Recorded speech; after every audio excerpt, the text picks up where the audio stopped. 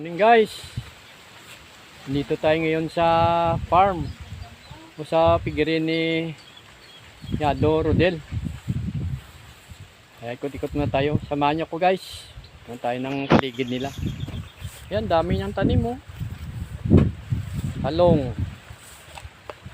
Ayan, ayan ang bahay ni Yado, hindi pa natapos. Ayan, mga 1,000 square meter nakuha niya. Kamatis. Yan, kamatis. Yan. Kamatis. Bagong tanim. Saka dito sa likod, mayroong mga saging. Ayan. Tapos saging, mayroon siya ditong pigiri. Yung kanina yung inano ko. Yan.